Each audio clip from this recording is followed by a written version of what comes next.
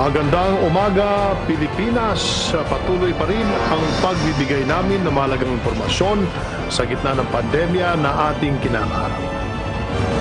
Ngayong umaga, kasama pa rin ang mga resource person mula sa iba't ibang ahensya ng pamahalaan. Ating pong sasagutin at bibigyan linaw ang mga tanong ng ating kababayan kaugnay sa umiiral na community quarantine. Kasabay ng pagtutok sa inyong mga tahanan, makibahagi at alamin ang mga ipinatutupad na guidelines sa pamahalaan sa ating paglaban sa COVID-19. Ating kababayan mula po sa umiiral na community quarantine. Kasabay ng pagtutok sa inyong mga tahanan, makibahagi at alamin ang mga ipinatutupad na guidelines sa pamahalaan sa ating paglaban sa COVID-19. Mula po sa PCOO, ako po si Undersecretary Rafi Ignacio. Good morning, Rocky, and good morning to all in the studio right now, sa lahat na nakikinig sa atin. Ako naman po, Secretary Martin Andanar, dito ang public briefing, #LagingHandaPH. Upang sumagot sa mga tanong ng bayan, maya-maya lamang ay makakasama natin sa programa sina Presidential Spokesperson Secretary Harry Roque, Pasig City Representative and Chairman of the House Committee on Basic Education and Culture, Congressman Roman Romulo, Department of Interior and Local Government Undersecretary Jonathan Malaya. Secretary, makakasama rin natin sa paghahatid ng ulat ang PTV correspondents mula sa iba't ibang probinsya at ang Philippine Broadcasting Service. Samantala, kung kayo po ay may katanungan, maaari kayo mag-comment sa live streaming ng aming programa sa PTV Facebook page. Para sa unang balita, muling na 29 o Mandatory Quarantine Facilities Act of 2020. Anya malaking tulong ang paghihiwalay sa mga tinamaan ng virus sa isang quarantine facility upang maiwasan ang pagkalat nito. Sa ilalim ng bill, ang DOH ang siyang tutukoy ng lokasyon in close coordination with DPWH and LGUs, at bukod pa riyan, ang DOH ang siyang bahala sa pamamahala at pangasiwa ng mga pasilidad at sinisiguro rin na mayroong competent medical staff ang pasilidad, sapat na pagkain at mga damit. Patuloy pa rin ang pagtugon ng ating pamahalaan sa pagpapauwi sa mga OFW. Sa katunayan, base sa report ngayong araw, July 3, 2020, 1 a.m., mabot na po sa 72,001 ang napapauwing OFW sa kanilang tahanan mula May 25 hanggang July 2. Huwag po kayong mag-alala dahil hindi titigil ang pamahalaan sa pagtugon sa ating mga kababayang OFW na nagnanais makauwi ng probinsya. Sa po ang DILG sa mga ahensya ng pamahalaan na abalang-abala sa pagtatrabaho upang makapagpaabot po ng tulong sa mga nangangailangan nating kababayan. Kaya naman upang alamin ang update kaugnay sa kanilang mga ginagawa, makakausap po natin si Yusek Jonathan Malaya. Magandang umaga po sa inyo, sir. Yes, magandang umaga, Secretary Mark, at magandang umaga rin po, Yusek Rocky. Good morning, Yusek Malaya. Bibigyan daan ko na lang po yung mga katanungan mula sa ating kasamahan sa media, mula po kay Vincent R. Boleda ng UNTV. Some LSI have been detected to be COVID-19 positive after the RT-PCR testing na ginawa pagdating sa mga provinces nila.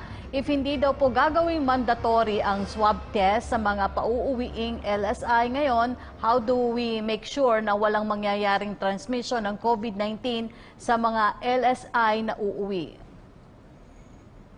Opo, Yusek Rocky, lahat po ng mga LSIs natin na pinapauwi natin sa kanilang mga probinsya ay meron pong hawak-hawak na medical clearance certificate at travel authority na in-issue. At ito po ang unang health protocol natin. Ngunit pagdating po doon sa mga kanilang mga probinsya, ay pwede rin pong mag-impose ng kanilang mga health protocols ang ating mga local government units. At kung gugustuhin po ng LGUs na mag-conduct sila ng PCR test, ay pwede rin po nilang gawin yon. So, ang vigilance po ngayon ay on both ends. On the part dito po sa Metro Manila, for example, we require the medical clearance certificate at the travel authority at ipinapaalam po natin sa mga LGUs na papauwi na sila. Pagdating naman po dun sa LGUs, they should also do their own checking.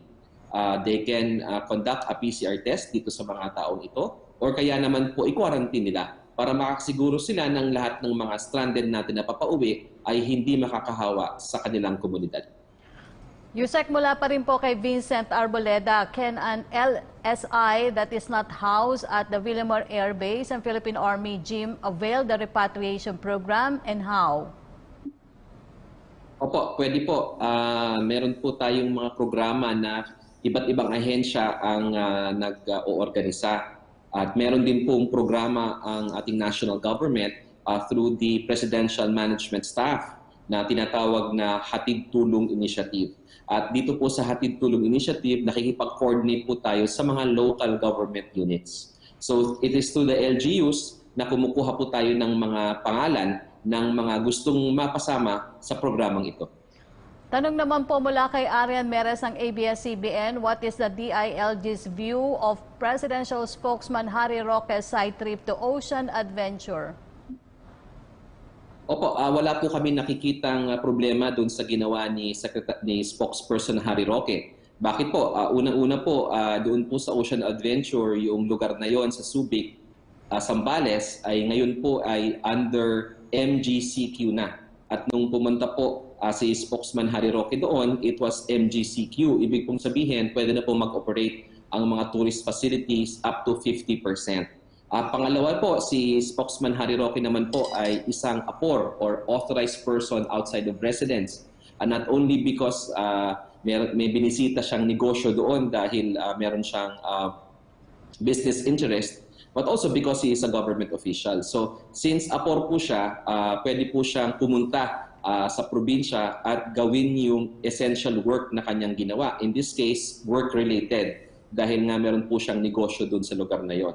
Since nandun naman po siya at pinapahintulutan po ng pamahalaan na magbukas na ang mga tourist facilities sa mga MGCQ areas, wala po nakikita ang DILG na kamalian ni Spokesperson Harry Roque. Kahit pong sino na APOR na who happens to be in an MGCQ area, pwede na po tayong pumunta sa mga resorts so long as these resorts comply with the 50% occupancy requirement. They are complying with health protocols, ay pwede na po silang magbukas dahil nga po gusto na po nating makabalik at makarecover ang ating ekonomiya. Sa pansamantalang pagpapaliban sa BP2 program, agad na inasikaso po ang ating mga kababayang stranded sa iba't ibang lugar sa pamagitan ng Hatid Tulong Program. Yusek Malaya, anong hakbang ang ginawa ng DILG upang malaman kung saang lugar naroroon o stranded ang ating mga kababayan? Yes, tama po, Secretary Mart. Gaya nga po ng inanunsyo ng ating Pangulo noong Lunes, ay magkakaroon po tayo ng malakihang send-off or hatid tulong program para sa mga locally stranded individuals natin. Ito po ay magsisimula na bukas hanggang Linggo. At meron po tayong inihandang mga 100 bus, 3 barko, 1 eroplano at 1 tren para makapaghatid po ng mga locally stranded individuals na sa ngayon ay bumibilang sa 4,000 locally stranded individuals para po makauwi na po sila sa kanilang mga probinsya. At ito pang mga LSIs na ito ay bukas po ay uuwi na sa Mindanao at dito naman po sa Linggo ay mga uuwi sa Luzon. Yun pong sa Visayas natin ay hindi muna makakauwi dahil nga po sa naging desisyon ng Regional IATF ng CAR, request ng mga gobernador sa Eastern Visayas, Eastern Visayas, and the request naman ng mga gobernador sa Western Visayas at dahil ang ECQ naman nasa Cebu. So yun pong ating mga kababayang Cebuano, aantayin na lang po nila yung pag-lift noong suspension ng pagpapauwi sa LSIs at habang inaantay po yun ay tinutulungan naman po sila ng gobyerno. Yung mga nasa Manila North Harbor na na-cancel po ang kanilang mga ticket ay tinutulungan na po ng Philippine Ports Authority ng Department of Transportation at rinibook na po yung mga kanilang mga ticket habang para makauwi na po sila as soon as malift po yung suspension ng pagpapauwi ng mga LSIs sa Visayas. Okay. Kaugnay dyan, ano-ano po bang mga proseso ang dapat pagdaanan ng isang LSI bago siya maihatid sa kanilang tahanan? Sorry, Secretary Martin, naputol po. Yan ang Opo, ano question po again. ba yung proseso na dapat sundin ng isang LSI para siya ay makauwi ng kanyang probinsya? Yung proseso pong sinusunod natin ay yung luma pa ring proseso. Kailangan lang pong magpunta sa kanilang mga local government unit, sa city health or municipal health officer para humingi po ng medical clearance certificate. And then pupunta po sila sa police station para makakuha naman po ng travel authority. At ito na po yung ipapakita nila sa mga checkpoints para makadaan sila, makauwi sa kanilang mga lugar. Especially kung meron naman po silang sasakyan. Doon naman po sa mga walang masakyan, malalayo yung mga kanilang mga lugar, nakikipag-ugnayan po tayo through the local government units para matulungan na po natin silang makauwi. For example po, yung mga kababayan po natin doon sa Villamor Air Base Elementary School at sa Philippine Army Gym, karamihan po doon ay may mga ticket na rebook na nasuspende yung kanilang mga flights. So, rinirebook na po yun, tinutulungan na po sila ng pamahalaan. At yun naman pong mga walang ticket doon ay isasama na natin doon sa ating grants and send-off ng hatid tulong program. Nagaya nga ng sinabi ko kanina, ay bukas is for Mindanao and for Sunday naman po is for Luzon. Yusek Malaya, babalikan po namin kayo maya-maya lamang at bibigyan daan po muna natin ang ating presidential spokesperson Harry Roque kaugnay po sa mahalagang anunsyo. Secretary Roque, good morning po. Bigyan nyo na ako ng tenga, wala pa. Okay. Makakausap natin sa pagkakataong ito si presidential spokesperson Harry Roque upang pong magbahagi ng ilang mga importanteng kaganapan sa ating bansa. Kung ready na po si Secretary Roque. Secretary Roque, good morning po. Good morning, Yusek Rocky. Good morning, Sec Martin. Opo, Secretary, go ahead po. Magandang umaga po sa inyong lahat. Balitang IATF po tayo, no? Nagpulong po kahapon ang inyong IATF at ito po ang salient points ng mga napagkasundoan ng mga miyembro ng IATF. Una-una po, inaprubahan ang rekomendasyon ng National Task Force sa pakipag-ugnayan kasama ang DOH at ang PhilHealth. Ang unang rekomendasyon ay ang expansion ng testing strategy para magamit ang gusto ang 10 milyong test na nakalap po at nabili na ng gobyerno.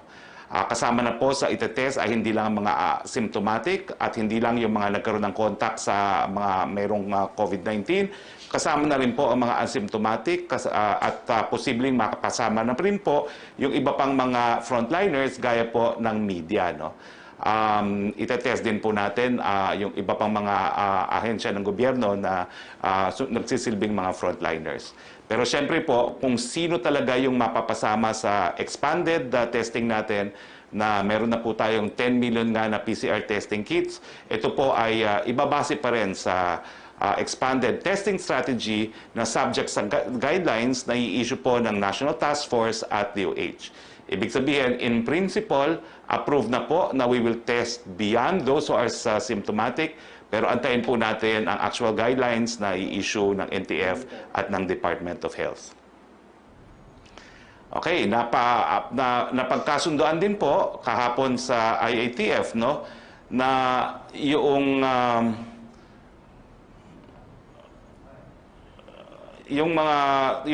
inadapt po nila yung desisyon ng Technical Working Group, no. Una-una, ito po para sa mga sports buff, no, inaprubahan ng Philippine Sports Commission, Games Amusements Board, Department of Health, Joint Administrative Order, kung saan nakalagay ang guidelines para sa health-enhancing physical activities at sports sa panahon ng pandemya. Pinayagan po yung practice at conditioning ng basketball at saka ayon po sa request ng PBA at ng ibang mga football association.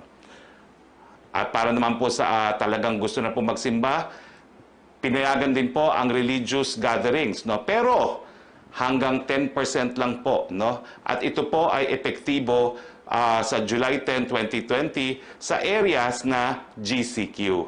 Siyempre po, sa areas na MGCQ, patuloy yung 50%. Magkakaroon muna po tayo ng dry run, no? Na 10%, ito mga darating na linggo, no?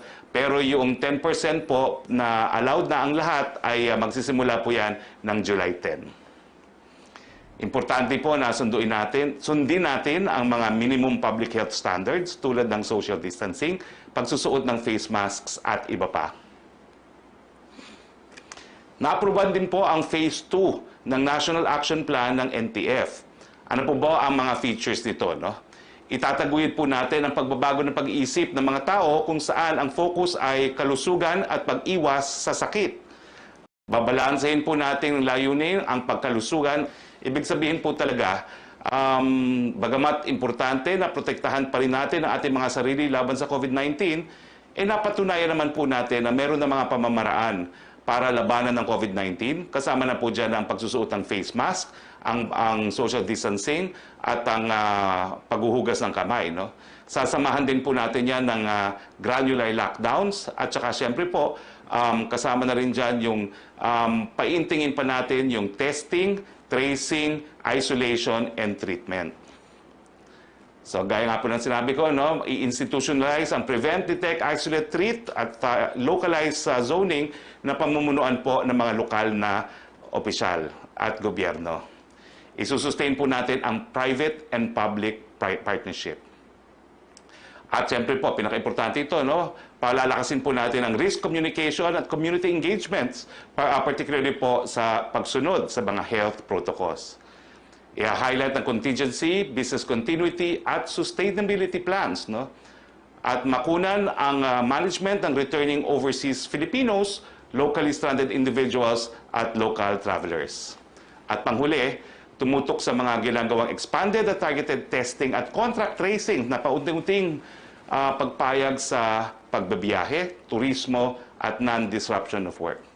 Ang ibig sabihin po talaga nitong bagong phase na papasok tato, itong phase 2 na ito, kaya po nating kontrolin ang pagkalat ng COVID kung susunod lang tayo sa mga health protocols, kung paintingin ang testing, kung ipagpapatuloy ang granular at local testing, pero samantala, kinakailangan na po talagang buksan ng ekonomiya dahil kinakailangan na nating magkaroon ng hanap buhay muli.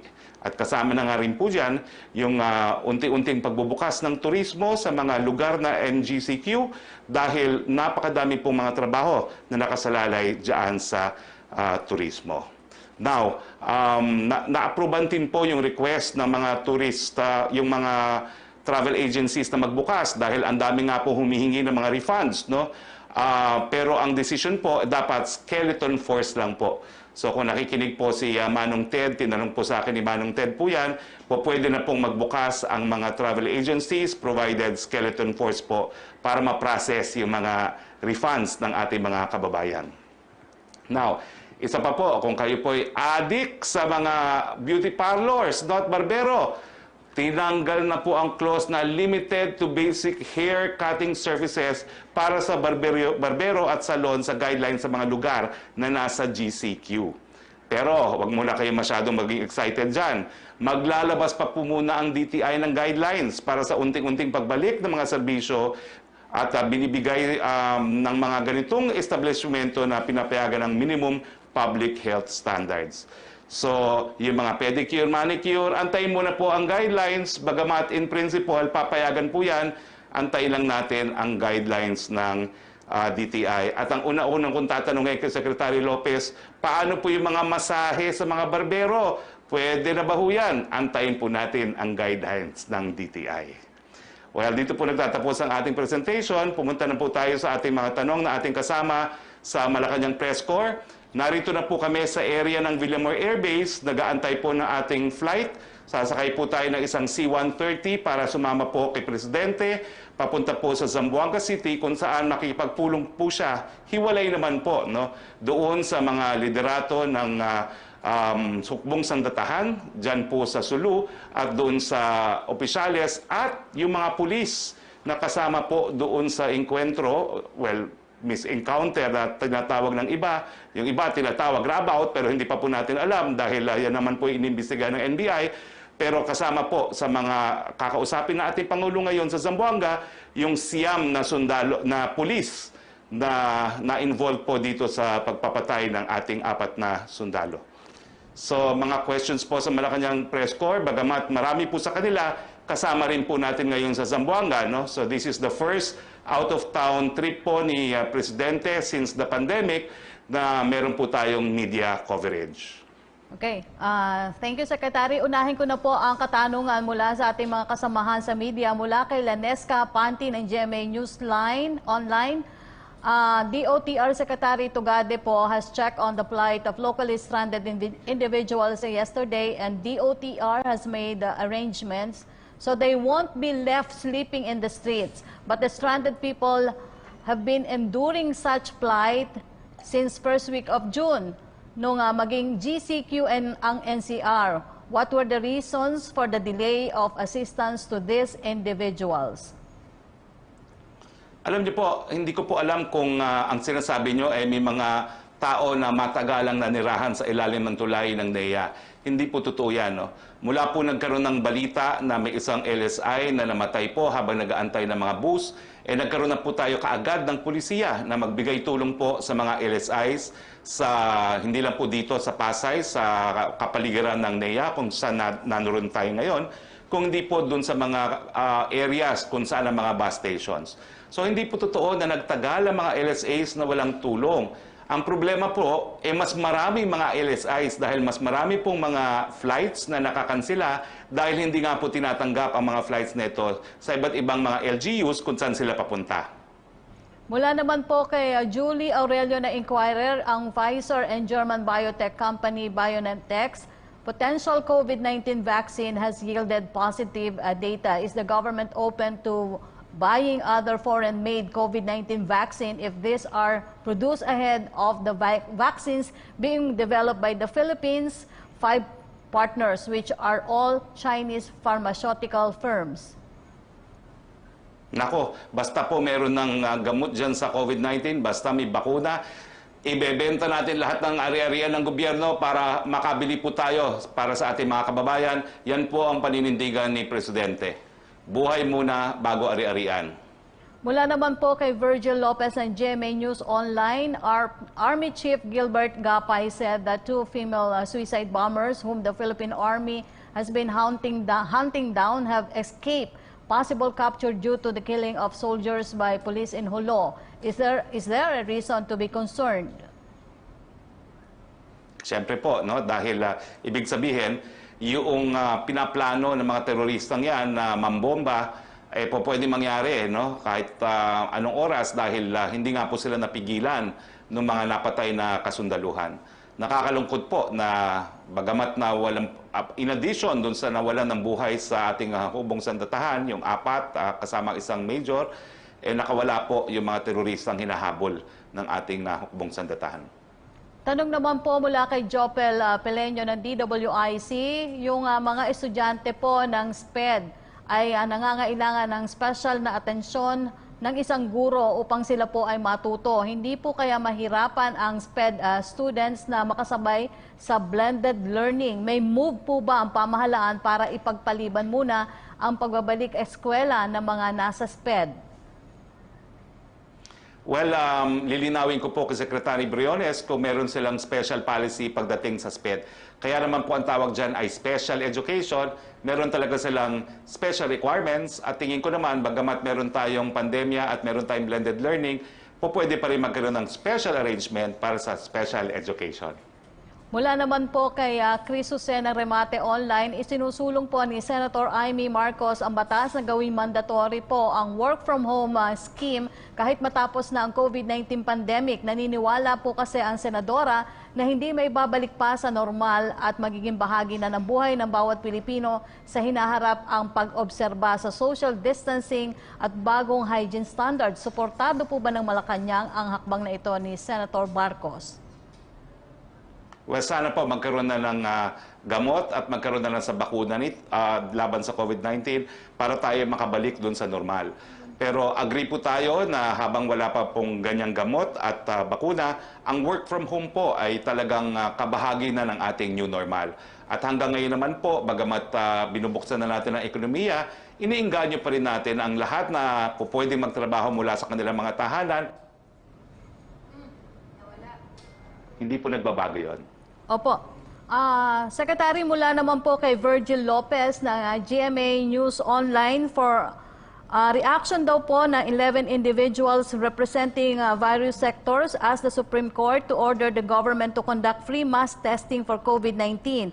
The petitioner said the omission of proactive and efficient mass testing violated human rights. Babasura po yan ng Korte Suprema kasi sa mulat-mula po, meron po talaga tayong programa na targeted testing. No? Ang problema po, nagsimula tayo, na nagsimula ang pandemya, iisa lang po ang laboratory natin. Ngayon, mahigit 70 na po ang ating mga laboratorio at dahil nakabili na nga po tayo at nagkaroon na ng delivery ng 1 million, kakabalita ko lang po ngayon na ipatutupad na po ang mas malawakan pang expanded testing natin, going beyond the existing protocols na yung mga symptomatic lamang at yung mga nagkaroon ng contact sa mga COVID positive ang isasama sa expanded testing. Ngayon po, sasama na rin natin ang mga asymptomatic, yung mga manggagawa, yung mga iba pang frontliners gaya ng media, subject naman po to the final guidelines to be issued by the Department of Health and the National Task Force. From Catherine... Ginagawa na po yan at talaga namang inantay lang natin na magkaroon ng mas maraming labs, inantay lang natin makabili ang DBM ng 10 million testing kits at tingin ko po ito in addition pa doon sa mga rapid testing kits na binibili natin. Opo, tanong naman po mula kay Catherine Valente. Secretary, meron pa po kayong 4 na questions dito mula sa MPC. Defense Secretary... Okay, Defense Secretary Lorenzana says the government is preparing a new COVID-19 action plan. I understand it was presented by the IATF on Thursday. Na-approve na po ba ito ni President Duterte? Can you give us more details? Ano po ang magiging focus ng plan na ito? Babalik na po ba tayo sa new normal in the community quarantine phase? Well, siguro po mahirap po masabi na makakabalik talaga tayo sa new normal. Pero ang importante po dito sa action plan, kinakailangan na nating buhayin ang ating populasyon. No? At the same time, lalabanan pa rin natin ang COVID-19. Kasi matapos po ang more than 100 days, alam na natin na una-una, kinakailangan buksan na talaga ang ekonomiya. Marami po magugutom kung hindi natin bubuksan ang ekonomiya. Pangalawa, alam na rin po natin kung paano natin lalabanan ng COVID-19 sa pamamagitan ng mask, sa social distancing, paghuhugay ng kamay, at yung pagpapalawak nga ng testing, tracing, isolation, and treatment. No? At patuloy pa rin po ang paggamit natin ng lockdown, pero gagawin po natin itong localized at granular. So ito po ang bagong action plan. Kinakailangan mabuhay, pero kinakailangan magkaroon din ng buhay. Tanong po mula kay Joseph Morong regarding po sa President's trip to Holos, Zamboanga. What does he hope to accomplish and what will he tell the troops? Is he worried that the Sulu encounter may produce unnecessary tension? Well, unang-una po, nandun po siya para malaman kung ano nangyari. Pangalawa po, alam po niya na mayroong mga masasamang loob, lalo na doon sa parte na ating hukbong sandatahan, na ang feeling nila, naging biktima sila ng murder sa kamay na ating kapulisan. Nandun po ang presidente para magbigay assurance, no, na makakamit po ang katarungan. No? Kung meron nagkasala, mapaparusahan po dahil ganyan naman po ang administrasyon ni Presidente Duterte. No? Pero nandun po siya para ilif ang moral ng lahat ng kasundaluhan, ng kapulisan, dahil alam naman niya na kung may pagkakamali talaga, pwede namang iwasto po yan. No? At sisiguraduhin po niya na ito na po ang huling insidente na gaya nito sa kanyang administrasyon. No? So, pupulungin po niya na separately ang kapulisan at ang kasundaluhan. No? Tanong pa rin at po mula hindi ko kay... alam kung si Joseph Morong ay kasama, pero sinabi ko po sa presidential management staff na kinakailangan talaga ibukas itong affair neto for coverage ng media. So I look forward to working in Zamboanga with members of the Malacanang Press Corps. Ngayon lang po tayo mag-a-eyeball since quarantine. Tanong pa rin po, Secretary, kay Joseph Morong, if guidance daw po on the movement of people in GCQ to MGCQ within MGCQ. MGQC. Kailangan po... Nagtuluhan na ako dyan. MGCQ, wala pong problema yan. Kung kailangan pa daw po GCQ to ng- MGCQ, kapag ka po ay APOR. Kung kailangan pa daw po ng travel authority and medical certificate. Well, ako po, kumuha ko ng travel authority at saka medical certificate. At maski kasama po ako ni Presidente, meron po kami palaging medical certificate at kumukuha rin po ako ng travel authority. Madali lang naman po ang proseso. Basta meron kayong health certificate, binibigyan naman po kayo ng kapulisan. At dun lang po yan sa lokal na kapulisan na kukunin. So, hindi po yan time-consuming.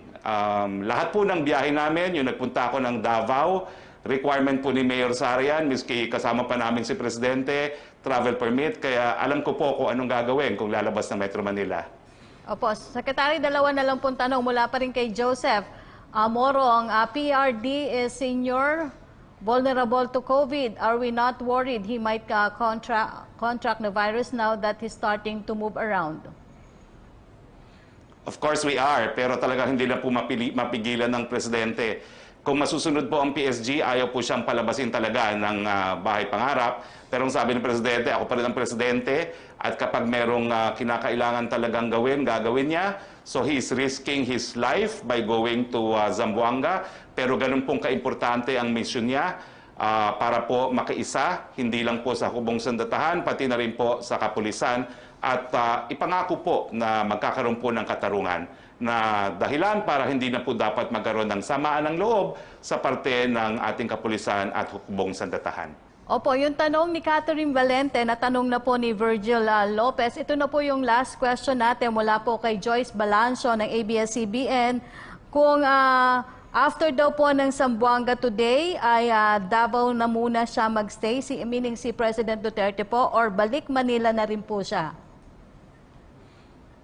Alam niyo po, medyo palagi kaming nagkakaroon ng issue ng appointments office kung ina-announce ko ang appointment ni Presidente. Siguro, Zamboanga na muna po ngayon, and I guess I can say na ang susunod na ulat sa bayan po ay manggagaling po sa Davao. Okay. Maraming salamat po sa inyong panahon. Presidential Spokesperson Harry Roque. Stay safe po. Mag-ingat po kayo sa inyong pagbiyahe. Maraming salamat, Yusek Rocky, and we will miss you in Zamboanga, and regards also kay Sec Martin. So nandito po tayo sa Villamor Air Base at Pilipinas, sa ngalan po ng ating Presidente, Rodrigo Roa Duterte. Ito po yung spokes Harry Roque saying, please stay safe, at bibigyan po natin kayo ng balita kung anong nangyari dun sa usapin na gagawin po nating Presidente dyan po sa siyudad ng Zamboanga. Good morning Ingat po sa po inyo kayo lahat. dyan, Secretary Roque. Ingat po kayo sa biyahe. Oras po natin, alas 11:35 na ng umaga. Ngayon ay muli nating babalikan si Yusek Malaya. Yusek, pasensya na po at kanina ay kayo po'y naghintay ng matagal-tagal. Pero kaugnay pa rin po ito sa LSI. Marami po ang mga lokal na pamahalaan na umaalma sa pagpapauwi ng mga LSIs dahil nagkukos ito ng pagkalat ng COVID-19 sa kanilang mga lugar. Ano po ang response, reaksyon ng DILG po dito? Opo, kaya nga po nananawagan po ang DILG sa lahat ng mga local government units at inuulit po namin yung panawagan din ng ating Pangulo na ito pong mga locally stranded individuals ay may karapatan din po umuwi. Sila po ay constituents ng mga local government units. Kaya nga po umuwi yan sa kanilang mga probinsya ay dahil taga-roon sila.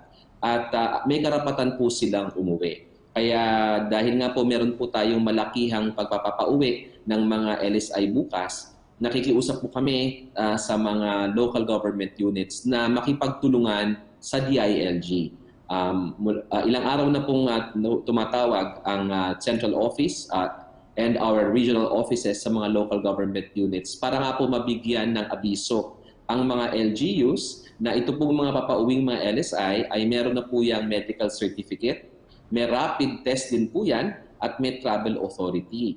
At para po masiguro ang kanilang seguridad sa biyahe, ay sila po ay i-escortan ng mga Philippine National Police Highway Patrol Group mula po sa Metro Manila papunta po sa kanilang mga destinasyon. At doon naman po sa pagdating sa LGU ay meron din po mga health protocols ang mga LGU. So kung gugustuhin po ng mga mayor na iparapid test ang mga papauwing LSI, yan na po ay nasa decision na po yan ng mga local government units. Ang sinasabi lang po namin, you may impose whatever health protocols you would like to impose, but please do not stop these LSIs from going home. Dahil nga po, stranded na po sila dito sa Maynila, desperado na po sila makauwi, kailangan po natin silang tanggapin. Bukas nga po hanggang Linggo ay nakatakdang ihatid ang ating mga LSI sa kanilang mga probinsya. Gaano po karaming mga Pilipino ang matutulungan po nitong hatid tulong program? Opo, ito po ay coordinated ng Presidential Management Staff at meron po tayong meron po tayong 100 bus at nagpapasalamat po tayo kay the President, sa Presidente ng League of Municipalities of the Philippines, si Mayor Chavit Singson, dahil ipinahiram niya po itong mga bus na ito para magamit sa pagpapauwi ng mga LSI sa iba't ibang mga probinsya. Meron din po tayong 3 barkong gagamitin mula sa BIFAR, sa Coast Guard at isa pong commercial vessel. Isa pong eroplano mula sa Philippine Air Force at isang tren po mula sa Philippine National Railways. Kulang-kulang po mga 4,000 mga LSI na po ang ating matutulungan makauwi sa kanilang mga probinsya simula po bukas hanggang Linggo. Kaugnay dyan, dahil sa pagtaas ng kaso ng COVID-19 sa Western Visayas, Eastern Visayas, Caraga Region, Cebu Province at Mactan, ay maantala ang pagpapauwi sa ibang mga LSI na residente ng mga nasabing lugar. Paano po nating mapapangalagaan ang kapakanan ng mga may iwan? Opo. Yes, Segmart. For example po, yung ating mga kababayan na nandoon sa North Harbor ngayon, na yung kanilang mga ticket ay nasuspende yung kanilang biyahe. No? Tinutulungan po sila, nasa isang gym po sila, nandun po ang gobyerno, ang DSWD, ang DOH, ang Philippine Ports Authority, at binisita rin po sila ni Secretary Tugade. At sila po ay ating tinutulungan ng pagkain at konting tulong habang sila po ay nag-aantay ng kanilang biyahe. As soon as malift po ang suspension, ay pwede na po silang bumiyahe pa uwi sa kanilang mga probinsya. Yun naman pong mga nasa Philippine Army Gym, no? Rinirebook po yung kanilang mga flights at araw-araw po nababawasan yung mga nandoon. Yung mga wala naman pong ticket na nandoon ay isasama natin sa hatid tulong program. At habang nandun po sila nag-aantay, ay tinutulungan po sila ng pamahalaan sa pagkain at tirahan. Maiba ho tayo ng topic, Yusek Malaya, patungkol naman po sa nangyaring barilan sa pagitan ng PNP personnel at AFP officers sa Jolo. Ano po ang update ukol sa pag-usad ng investigasyon? Una-una po, Segmart, ay pinakalungkot po ng DILG nangyaring incident doon sa Jolo. Mismo po si Secretary ay pinalulungkot ito. Kaya nga po, na-relieve na po yung Chief of Police ng Jolo at na-relieve na din po yung siyam na involved dito sa shooting incident na ito. At ang National Bureau of Investigation, sila na po ang nagsasagawa ng investigasyon dito, and we will leave no stone unturned. At mismo pong si Secretary Anyo na rin ang nagbigay ng direktibang ito sa ating mga kasamahan, dahil nga po ikinalulungkot po namin itong pangyayaring ito. And we can assure the public, Segmart, that the truth will come out, at yun pong mga mapapatunayan na nagkasala dito ay mapaparusahan. We will make sure po, Segmart, that justice will be done. Follow-up question lang po. Ano po ang naging aksyon nga pala ng DILG upang maiwasan na madagdagan ang ganitong klaseng mga pangyayari, no, sa pagitan ng ating mga uniformed personnel? Opo, napaka-importante po ang koordinasyon ng dalawang institusyon, ang Armed Forces of the Philippines at ang PNP, Philippine National Police. We can consider this po, Secmart, as an isolated incident. Dahil mula pa po nung magsimula itong COVID, ang Joint Task Force COVID Shield ay hindi lang naman po ng PNP ang kasama dyan. Nandyan po ang Army, ang Air Force at ang Navy. At kasama na rin po ang Coast Guard. So we have always been working very closely. Yun nga lang po, may mga ganitong mga insidente. And since it's an isolated incident, hindi po ito norm sa operasyon ng dalawang malalaking ahensyang ito. And given na may mga processes naman po na in place that are in place, no, we will make sure na hindi na po ito mauulit. Ang panawagan po natin sa ating kapulisan is always adhere to the operations manual of the Philippine National Police. Kung tayo po isusunod dun sa operations manual natin, wala na pong ganitong mga pangyayari in the future. Opo. Yusek Malaya, may tanong po si Joseph Morong ng GMA7. Update na daw po sa provincial buses going to and from Manila. Kailan daw po papayagan? And also motorcycle backriding na private. Kailan daw po papayagan sa parehong GCQ and MGCQ areas? Okay. Lahat po tayo nag-aantay dyan sa balitang yan. Kahit po kami sa DILG, inaantay pa rin namin yung final na desisyon ng IATF. Dahil nga po dun sa backriding, this has already been approved in principle. Ngunit wala pa po yung final na rekomendasyon ng Technical Working Group para makubahan ng IATF. So, ganun din po yung sa provincial buses. We're also awaiting for the final decision of the IATF in this regard. Okay, maraming salamat po sa inyong panahon, Undersecretary Jonathan Malaya. Pasensya na po kanina mula po sa DILG. Maraming salamat po, Yusek Rocky, at maraming salamat din po, Secretary Martin. Mabuhay po kayo. Salamat po, Yusek Malaya.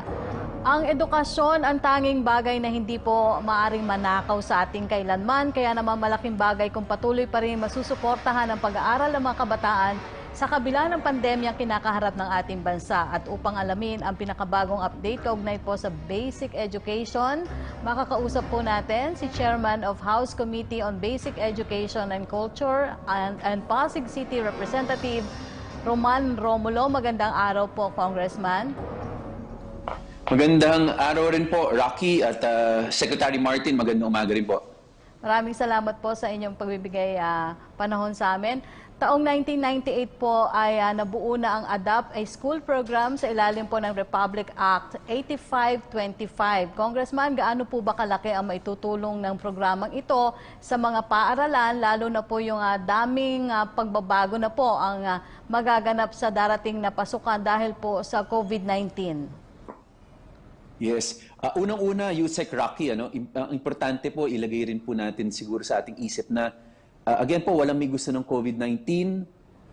Dito na po ito, ang pinakamaganda ho, magtulungan tayo. Ang sabi ng DepEd sa atin ay magkakaroon sila ng iba-ibang paraan para maihatid sa bahay ang edukasyon sa ating mga mag-aaral. Isa po dito ang tinatawag nilang distance learning.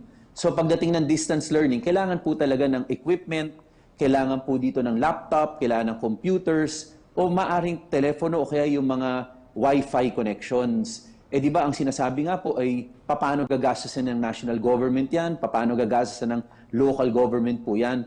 Kaya pinaalala lang po natin na meron na po tayong batas na matagal na pong naipasa. Ito nga po yung Republic Act 8525. Ang tawag po dito ay Adopt a School Program. Dito po ay yung ating mga pribadong individual o mga korporasyon ay pwede pong mag-donate sa ibang sa paaralan na pampubliko na gusto nilang i-adopt at sundan lang po nila yung mga guidelines ng DepEd, ay makakakuha po sila hanggang 150% na tax deduction. Malaking bagay po yan. Makakatulong na rin po sila sa ating mga mag-aaral sa pampublikong paaralan at sa isang banda rin ay matutulungan rin po nila yung kanilang sarili. Dahil malaki rin po ang mabibigay na deduction sa kanila.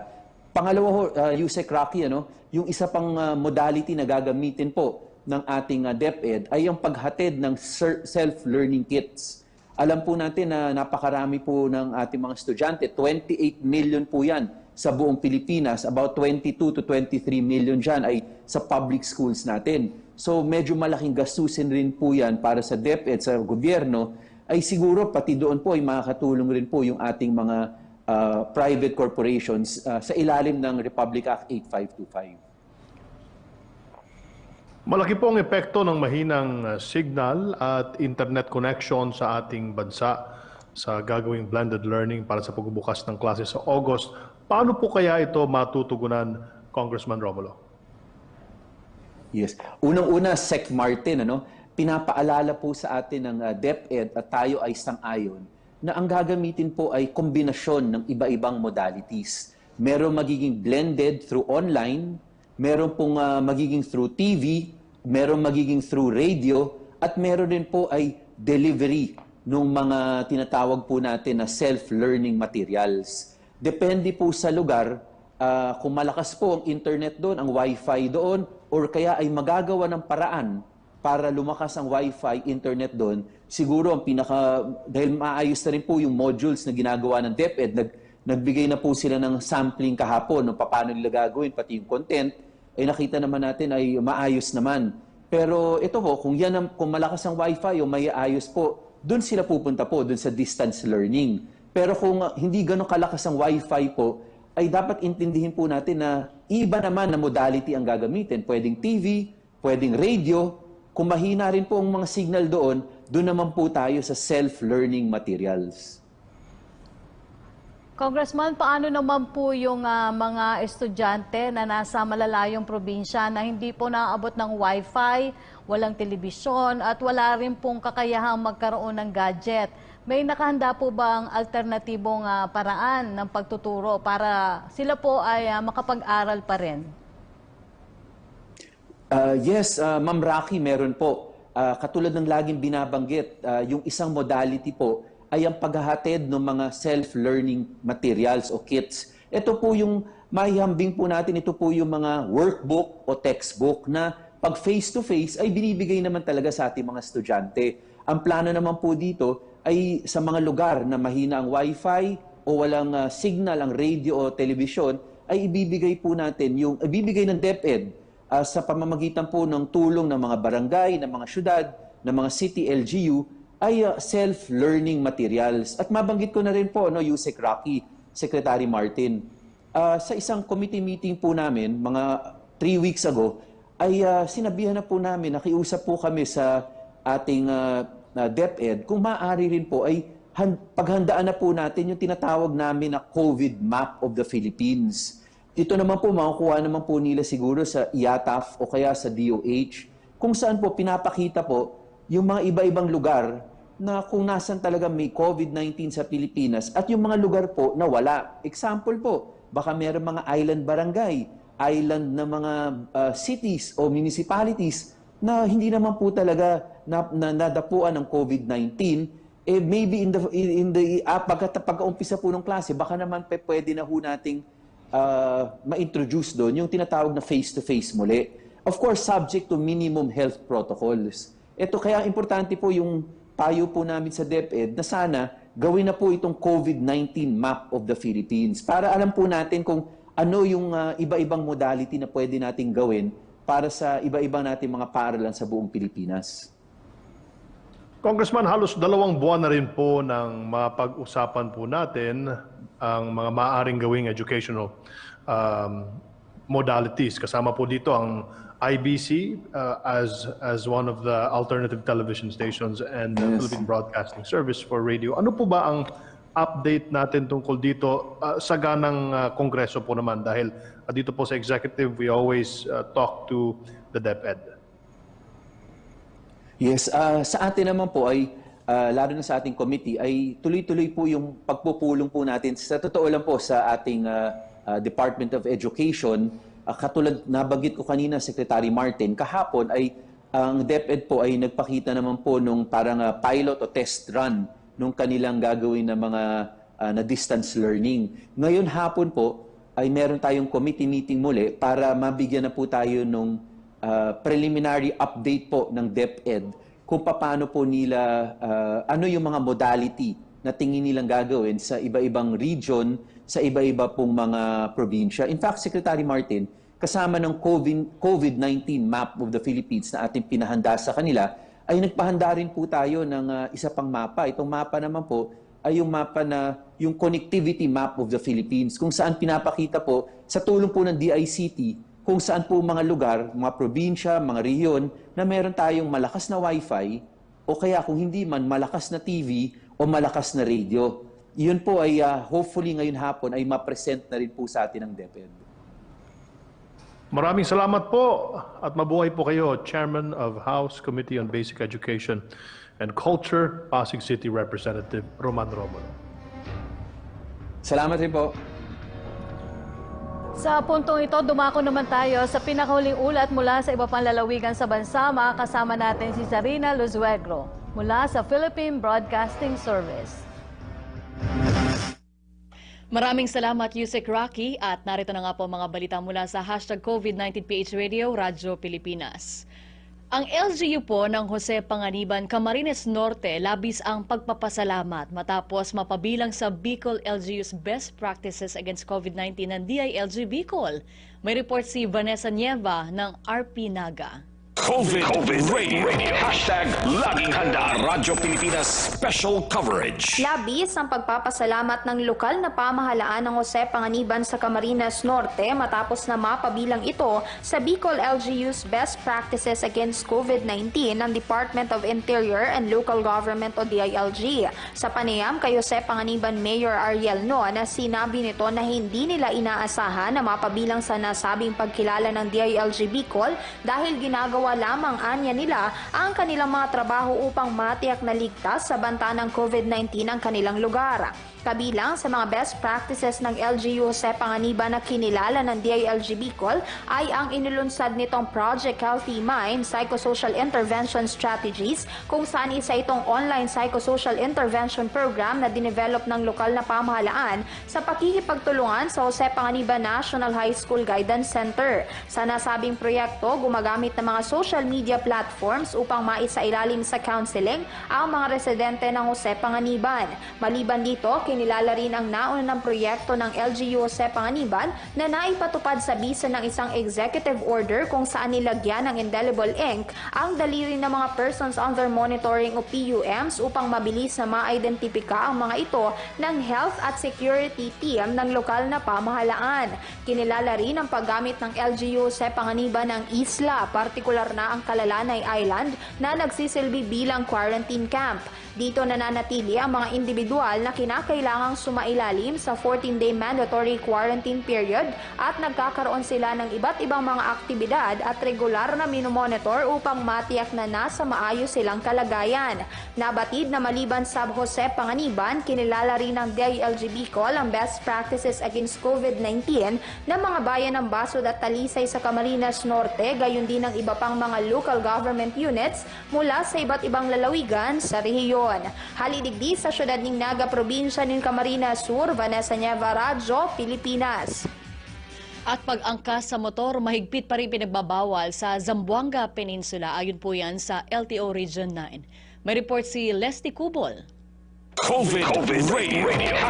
#Laging Handa Radyo Pilipinas Special Coverage. Mahigpit pa rin ipinagbabawal ang pag-aangkas sa mga motor sa buong Zamboanga Peninsula o Sampen kahit nasa Modified General Committee Quarantine o MGCQ na ang buong rehiyon. Ito mismo ang kinumpirma ni Attorney Aminula Abaton bilang tugon sa panawagan ng ilang sektor na pahintulutan ng makaangkas sa motor ang mga tao dahil sa hirap ng transportasyon, lalo na sa mga liblib na lugar.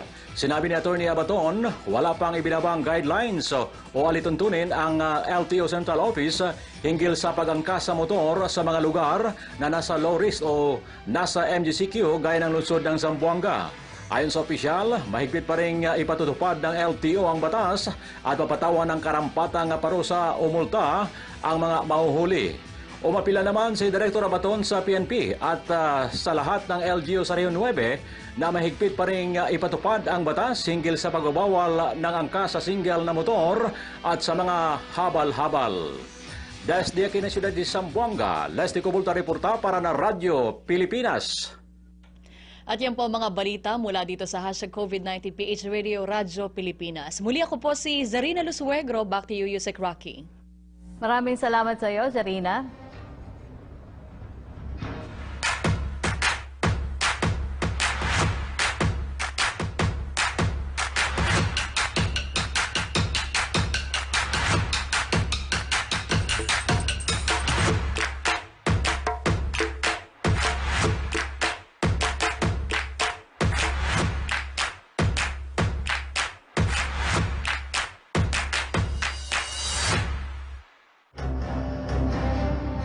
Samantala, dumako naman tayo sa update kaugnay sa COVID-19 cases sa buong bansa. Base po sa tala ng Department of Health as of July 2, 2020, umabot na sa 38,805 ang total number of confirmed cases. Kahapon, umabot na sa 1,274 cases ang kabuang bilang ng mga nasawi. Ngunit patuloy rin naman ang pagdami ng mga nakaka-recover na umakyat na sa 10,673.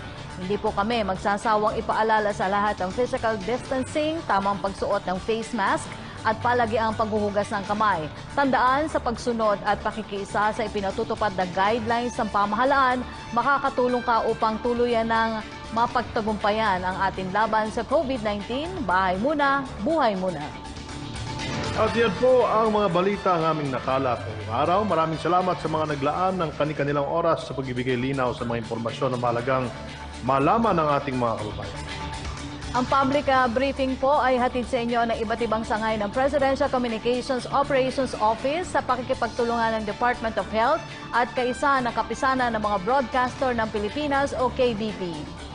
Asahan niyo po ang aming patuloy na pagbibigay impormasyon kaugnay sa mga update sa ating paglaban sa COVID-19. Maraming salamat din po sa Filipino Sign Language Access Team for COVID-19. Mula po sa Presidential Communications Operations Office, ako po si Yusek Rocky Ignacio.